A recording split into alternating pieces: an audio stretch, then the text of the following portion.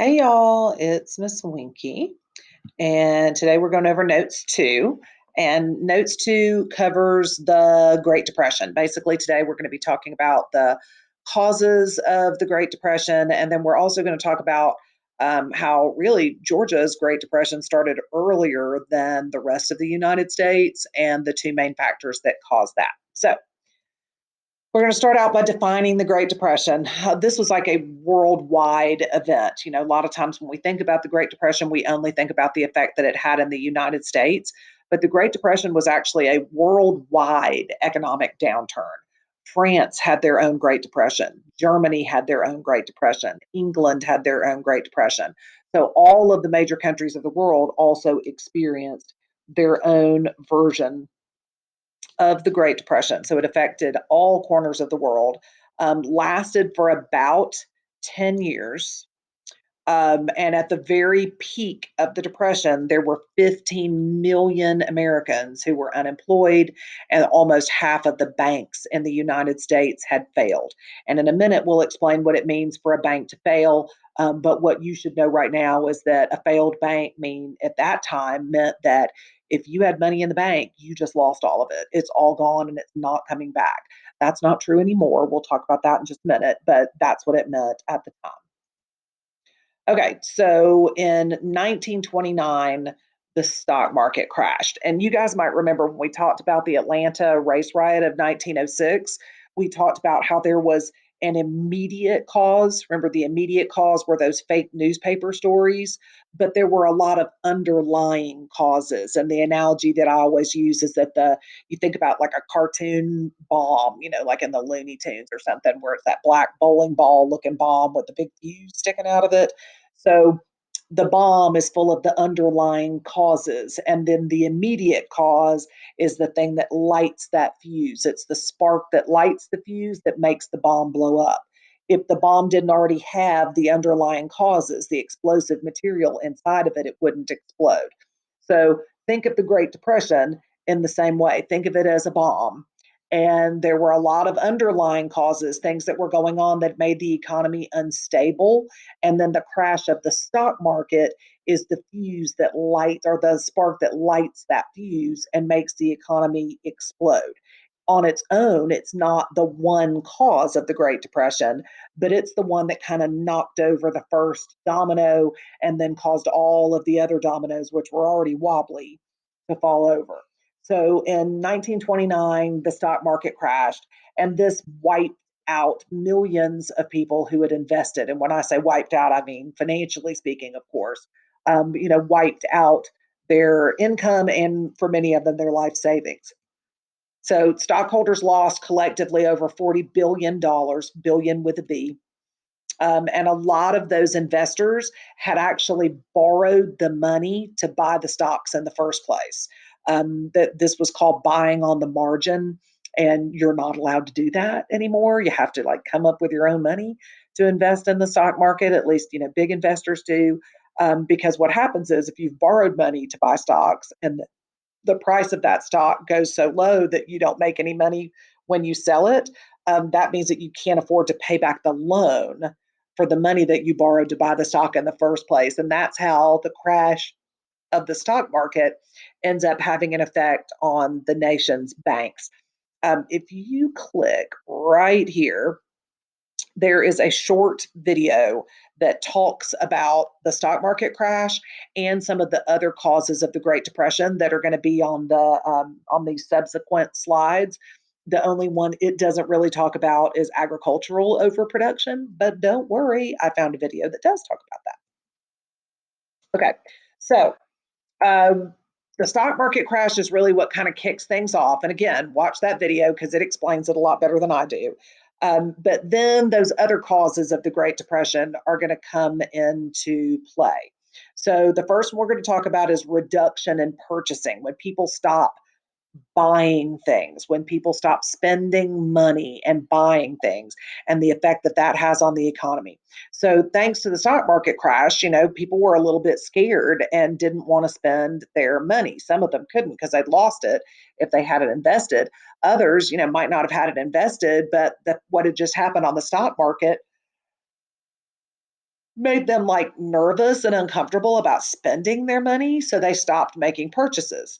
And when the demand for goods fell, when people stopped buying goods, well, that meant that companies lowered their production rates. Okay. Because let's say you're making lamps at your lamp factory and things are chugging away and you're doing really good and selling lots of lamps. And so you up your production and hire a bunch of workers so that you can make more. Well, if there's a drop in that production, if people stop buying your lamps, then you don't need to make as many because nobody's buying them and you'll end up with a surplus that you can't sell.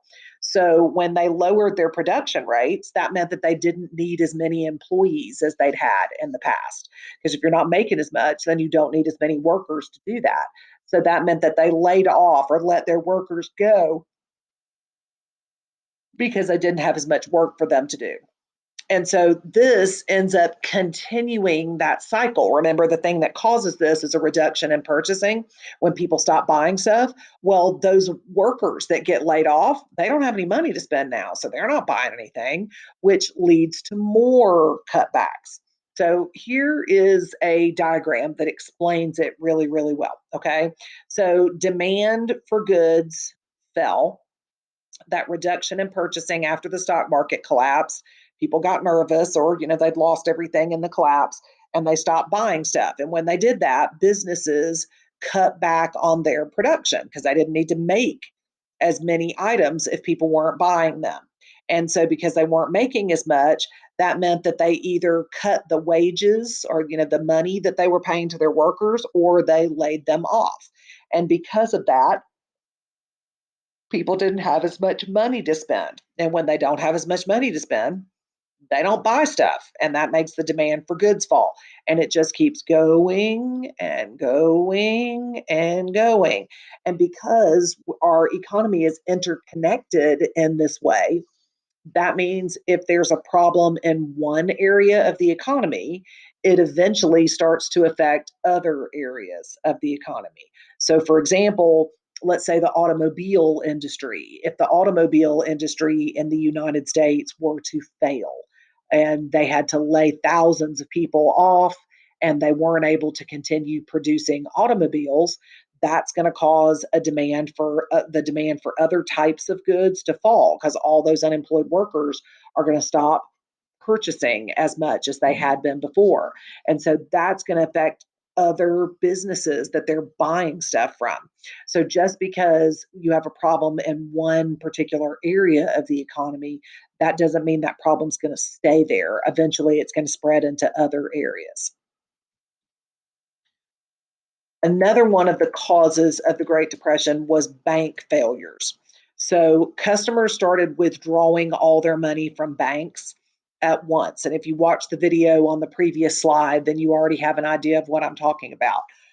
So, because people were getting laid off and having cutbacks at work, they started withdrawing their money and not putting any money back into the bank.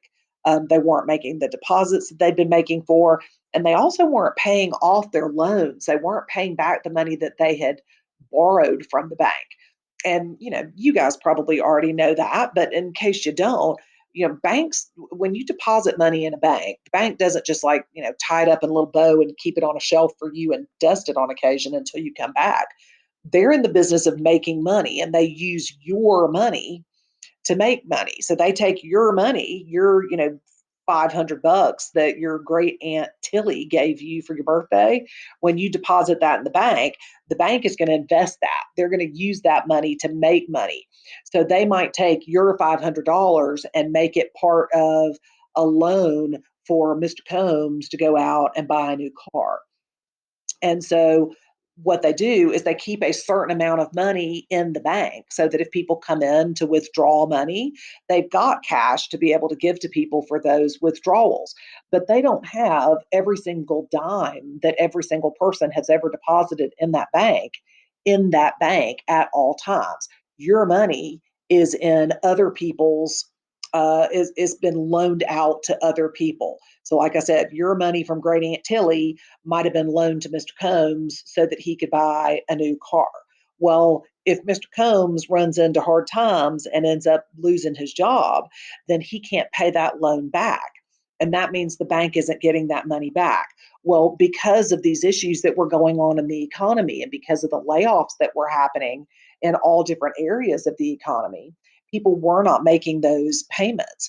And so banks ended up running out of cash. They didn't have enough cash to give to their customers that wanted to take all of their money out of the bank, and the banks ended up having to close. So all their money was going out and they didn't have any money coming in, and that caused these banks to fail.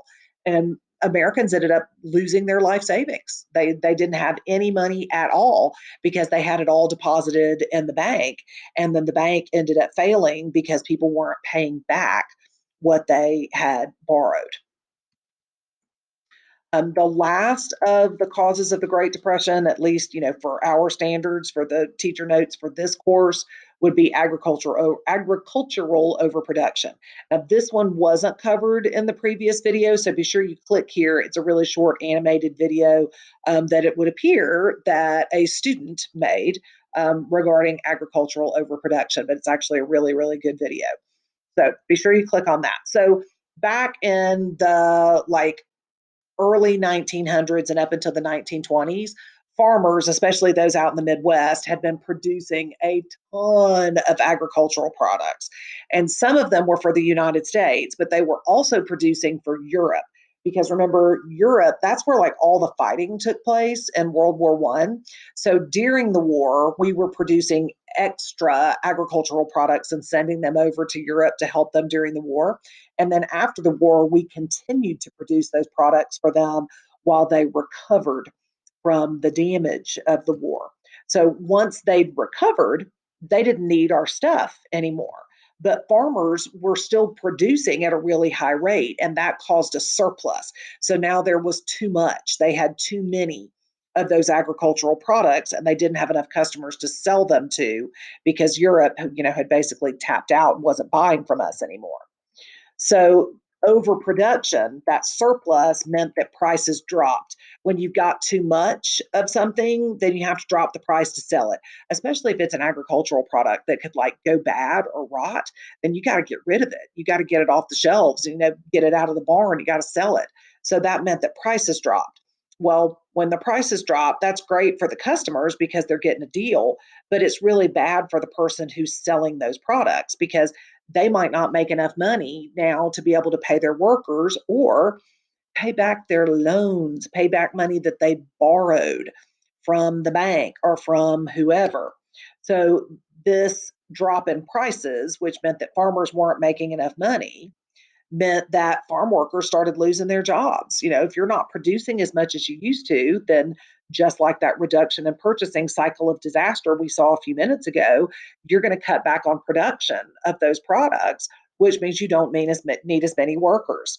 And then to make matters worse, in the 1930s, there were these huge droughts that occurred in the Midwest. You might remember from probably in elementary school, probably fifth grade, when you guys talked about the Dust Bowl. They had these huge droughts that happened out in the Midwest that just basically shut the farms down out there for several years. All right, so meanwhile, in Georgia, we were gifted. Georgia was advanced at the Great Depression. We actually started the Great Depression earlier in Georgia than 1929. We were already in trouble by the time the stock market crashed. And that was because of a little bug, this guy right here called the boll weevil, and because of an extensive drought that had already taken a real toll on Georgia's farms and on the state's economy. So the boll weevil was actually originally from Mexico. It came into Texas in the late 1800s, and it liked to eat cotton. And see how it has that big old long nose, that big old schnoz on the front of it? Well, what it would do is when the cotton was inside the boll, see these big green leaves? You can see them on the outside here because the white fluffy cotton has already come out. But that's called the bud of the cotton. See those big green leaves? And the boll weevil would stick that big old schnoz in there, and it would lay its eggs inside the cotton ball. And then those eggs, the little larvae, would grow inside the cotton, and they would eat all of the white fluffy cotton before it ever burst out of its bud or out of the boll. So the boll weevil ends up infesting all of the cotton growing areas in the United States by 1920. So in Georgia, where we didn't really have a diversified economy, this has a devastating effect on cotton production and, of course, on the state's economy. So it shows up in Georgia in 1915. And look, you can see the difference here. In 1910, this was how many bales of cotton Georgia produced. Each one of those pictures represents 100,000 bales. By 1920, just 10 years later, we were down to 600,000 bales. So from here to here, between 1910 and 1920. And if you click here, there's a short video from this day in Georgia history about the boll weevil. So we went from producing 1.8 million bales of cotton in 1910 to just 600,000 bales in 1920. Remember when we talked about how it could be bad for somebody to like invest so heavily in just one crop and not have any backup crops? This is what I was talking about. Georgia hadn't really done that. We really had not diversified our agriculture. And so, because of that, when the boll weevil comes and eats all that cotton, it just has a devastating effect on our economy. So, now that cotton can't be produced at the volume that it had been before, people didn't need sharecroppers and tenant farmers anymore. They didn't need workers to work their land because they couldn't grow cotton. So those sharecroppers and tenant farmers start moving to Atlanta and Macon and other bigger cities in Georgia, hoping to get factory jobs. And some of them, especially African Americans, actually moved up north, like left the South altogether and moved up north looking for factory jobs. And that's referred to as the Great Migration. Um, this issue with the boll weevil is what forces Georgians to finally diversify the economy, like forces Georgians to really look at what they're growing and how they're growing it and what other things could be grown in our state. And afterwards, Georgia is no longer, I'm sorry, cotton is no longer Georgia's primary crop. And we finally start working more seriously towards developing manufacturing, especially in the cities. The boll weevil, by the way, we don't completely get rid of the boll weevil until like the late 1980s, early 1990s. They just could not find a pesticide that would kill it and not the cotton. They found all kinds of pesticides that would kill the boll weevil, but the problem was they would also kill the cotton. So it wasn't until like the late 80s, early 90s that they found something that would just kill the boll weevil. All right, so meanwhile, there's also some really bad droughts going on in Georgia. We had two, one that lasted from 1924 to 1927, and the one that lasted from 1930 to 1935. So these were two of the worst droughts in the state's history. Between the boll weevil and the drought, the farmers were just like, forget it. And they would just like give up and like leave farming altogether and move.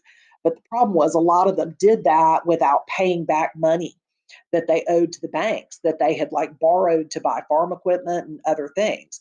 So this causes Georgia's banks to fail earlier than these other bank failures started happening in the United States. And farm related businesses also suffered. So, like, for example, if you were a business that sold tractors to farmers. During this time period, there aren't as many farmers anymore. A lot of them have quit the profession. So they're not buying your tractors anymore. They're not buying seed. They're not buying fertilizer. So if you were in some sort of farm related business where the goods that you sold were mainly sold to farmers, your business was also going to suffer because your customers just weren't around the way they had been before. Business just wasn't as good as it had been before. All right, so this is what you guys are going to be doing for your review and practice. So I want you to look at each category, and then you're going to find three statements that fit under that category. So you've got the Great Depression, you got the boll weevil, you've got drought in Georgia, agricultural overproduction, the stock market crash, bank failures, and reduction in purchasing. Now listen, go back and look at the notes because some of these are like word for word from those notes, and it's going to make it really easy to figure out where those statements ought to go. So take your time, go back through, make sure you're looking at the notes when you drag those tiles over and don't just wing it. And by the way, if you didn't click on all the links and go back and watch those little short videos, you need to do that because you're responsible for all that information. All right, so that is it for notes 2. And next week, we're actually going to do an activity with the Great Depression and the New Deal combined together. So there'll be more on the Great Depression coming up next week. All right, that's it for me. Shout out to Miss James's class if you're joining us, and I'll talk to you guys next time when we go over notes 3. Bye.